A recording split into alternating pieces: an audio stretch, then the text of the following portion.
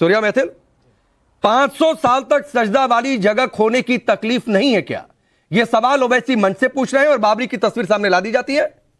आदिल को यह भड़काऊ नहीं लग रहा, इस पर जवाब नहीं देते बन रहा, पहुंच गए सुब्रमण्यम स्वामी पर। धन्यवाद धन्यवाद राकेश भाई। पहले तो आपको, आपके सभी दर्शकों को भारत माता की जय, वंदे मातरम। और वो 4 लाइनें मुझे याद आ रही हैं, हवा को बहुत सरकशी का नशा है मगर ये ना भूले कि दिया भी दिया है। तो भैया ये जो जिनके दिमाग में हो ना मुगलिया सोच, जो अपने आप को औरंगजेब की औलादे समझ रहे हैं और जिनको लग रहा हो कि सुप्रीम कोर्ट का ऑर्डर आ गया तो मुसलमान चुप बैठ गया, तो अपने दिमाग का भ्रम निकाल देना। ये वो दिन हवा हुए जब पसीना गुलाब था, ये नेहरू का नहीं नरेंद्र का भारत है। सूर्या एक सेकंड, याद रखना। सूर्या एक सेकंड। आदिल, बाप पर मत जाइए किसी के, बाप पे जाएंगे क्यों? नहीं मत जाइए बाप पर। ऐसे ही घर में बैठकर बातचीत करते हैं क्या? अपने दोस्तों मित्रों के बाप पर चले जाते हैं क्या? ये वही है ना जो 15 करोड़ हम हैं, क्या उनके हम बाप पर 25 करोड़ है, तुम 100 करोड़ हो। 15 मिनट के लिए पुलिस बता दो और उसके बाद माफी मांगते हुए घूम रहे थे। हमने नहीं कहा, अदालतों के चक्कर लगा रहे थे, पेंट गीली हो गई थी। ये है असलियत इन लोगों की। और राकेश भाई, ये लोग इस सारे देश का माहौल खराब करने की कोशिश कर रहे हैं, लेकिन मैं आपको विश्वास दिलाता हूँ, नरेंद्र मोदी जी और योगी आदित्यनाथ जी एक एक व्यक्ति का ढूंढ रहे हैं। तुम बदतमीजी मत करो, शांत हो जाओ, रजा करो। देश के विभाजन करने वालों के वंशजों, अपनी औकात में रहो। समझ में आ गया? सबकी आवाज डाउन करिए, पीसीआर सबकी आवाज डाउन करिए, पीसीआर सबकी आवाज डाउन करिए। सूर्या मैथिल प्लीज शांत रहेंगे। और सूर्या और आदिल दोनों आप लोगों से कह रहा हूं, नेशनल टेलीविजन पर बैठे हैं, गली नुक्कड़ पर जाकर नहीं बातचीत कर रहे हैं। क्या आप किसी के बाप पर चले जाए, किसी की औलादे देखना शुरू कर दें? इसके लिए आपको नहीं बुलाया जाता है। और अगर यही करना है तो सर माफ करिए, मत आया करिए। संयमित भाषा में दोनों लोग अपनी बातें रखिए। मैं वरुण पुरोहित, नहीं कोई बदतमीजी नहीं। वरुण पुरोहित जी, मैं दोनों लोगों से बात कर रहा हूँ। रशीद साहब, वरुण पुरोहित जी, सूर्या मैथिल प्लीज, सूर्या मैथिल शांत होंगे। आप तो छोड़िए, Surya Maithil please, Surya Maithil please, Surya Maithil please. Rashidi साहब, रशीदी साहब, रशीद मत, लिमिट में रहिए अपनी। ये जो धमकी वाला बयान दे रहे हो ना, ये 1 मिनट में इलाज हो जाएगा आपका। इलाज करने के लिए नहीं बुलाया जाता भाई, डॉक्टरी खोल लीजिए। बदतमीजी नहीं, बदतमीजी नहीं। Who the hell you are?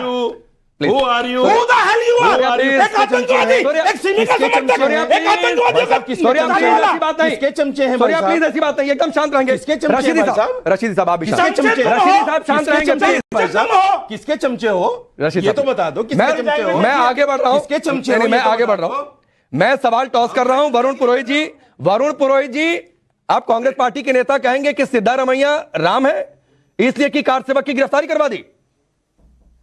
देखिए राकेश जी, मैंने कई बार कहा है, पिछले 9.5 साल में जितना शाब्दिक आचरण का गिरावट मूल्यन हुआ है वो कभी देखा नहीं गया है मोदी जी के काल में, क्योंकि नेतृत्व नहीं का है देश को। देखिए सिद्धारमैया जी बयान दे, चाहे गिरिराज जी जो मंत्री हैं ये बयान दें, ये सारे चाहे ओवैसी दीजिए, सब निंदनीय है। देखिए श्री राम भगवान ही नहीं है, हमारे जो सामाजिक संरचना है उसके आदर्शों और मर्यादाओं का एक प्रिंसिपल है कि आपको कैसे समाज की संरचना रखनी है। अभी मैं देख रहा हूं डिबेट में किस प्रकार की सामाजिक संरचना आ रही है, तो श्री राम का कोई फॉलो नहीं करना चाहता।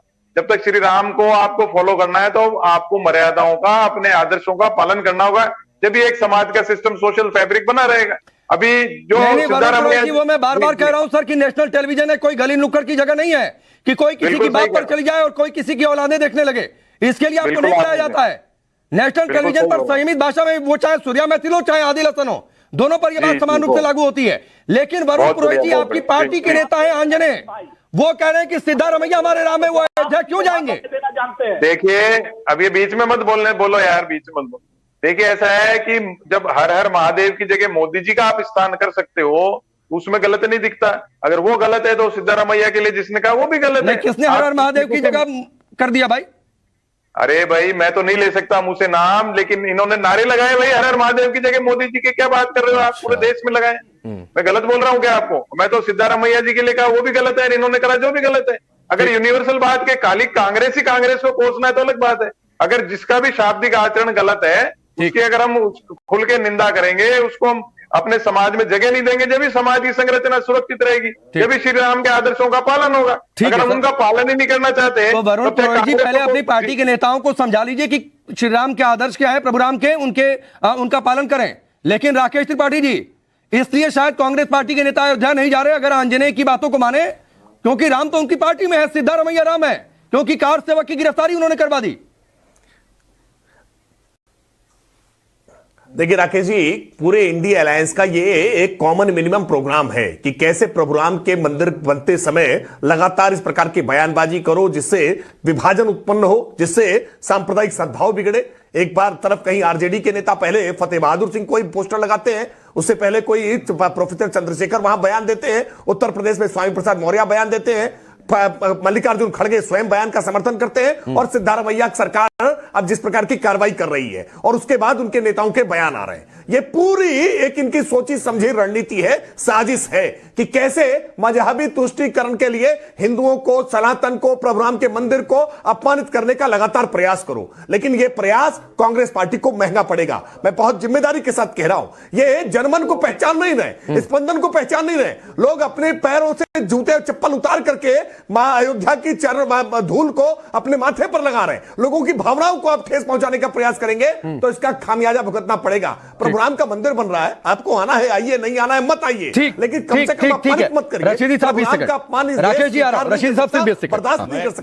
मैं राकेश त्रिपाठी जी से बड़े एहतराम के साथ ये कहना चाहता हूं, जब इंद्रेश कुमार जी ये कहते हैं कि मस्जिदों में राम राम होना चाहिए, तो ये क्या तुष्टीकरण नहीं है? गुरुद्वारों में राम राम होना चाहिए 22 जनवरी को, क्या है तुष्टीकरण नहीं है? क्यों करें भाई राम राम? तुष्टीकरण की राजनीति सिर्फ कांग्रेस कर रही है, तुष्टीकरण की राजनीति तो आप खुले मंचों से कर रहे हैं। हालांकि आप कांग्रेस के प्रवक्ता नहीं है, लेकिन आपने सवाल पूछा, राकेश जी 30 सेकंड जवाब के लिए फिर सूर्य आधे अधूरे मंदिर की प्राण प्रतिष्ठा करना क्या है तुष्टीकरण नहीं है? 20 सेकंड दिया था, रुक जाइए। साधु संतों की मुखालफत के बावजूद जवाब ले लीजिए, प्राण प्रतिष्ठा करना क्या है तुष्टीकरण नहीं है? आप कहेंगे जवाब नहीं दे रहा है, तुष्टीकरण तो है। रुकिए राकेश जी 30 सेकंड आ रहा हूं। आदिल देखिए, आधे अधूरे मंदिर का प्राण प्रतिष्ठा, अरे मंदिर पूरा हुआ नहीं हुआ है, ये मौलाना साजिद रशीदी से सर्टिफिकेट लेना पड़ेगा क्या? साधु संत कह रहे हैं राकेश जी, लंबे समय तक टाट में रहना पड़ा है, साधु संतों ने विचार करके निकाली है, अभी मौलाना साजिद रशीदी सर्टिफिकेट लेंगे क्या? नहीं, मैं सर्टिफिकेट नहीं दे रहा हूं, साधु संतों से ले लीजिए सर्टिफिकेट, साधु संत सर्टिफिकेट दे रहे हैं आपको। अच्छा रुकिए, चलिए ठीक है। आदिल आप साधु संतों से परामर्श करके हुआ है, साधु संतों ने ही तय किया है। श्री राम जन्मभूमि तीर्थ क्षेत्र न्यास में साधु संत ही बैठे हुए हैं। साधु संतों से पूछ के नहीं हुआ है, कर लीजिए आप, हम मना। तो रशीदी साहब आप क्यों चिंता कर रहे हैं भाई? इधर तो आप भड़का रहे हैं कि बयान में जैसा हो जाए तो चुप नहीं बैठेंगे, और आप मंदिर पूरा बना कि नहीं बना इसका सर्टिफिकेट देने लगे। धन्नीपुर में मस्जिद बनाइए ना, अरे तो 5 एकड़ जमीन दी है, राज्य सरकार ने जमीन अलॉट कर दी है, जाइए मस्जिद बनवाइए, मंदिर के चक्कर में क्यों पड़े हुए हैं? जो व्यवस्था है वो समिति देखेगी। चलिए वक्त कितना ही है, वक्त कितना ही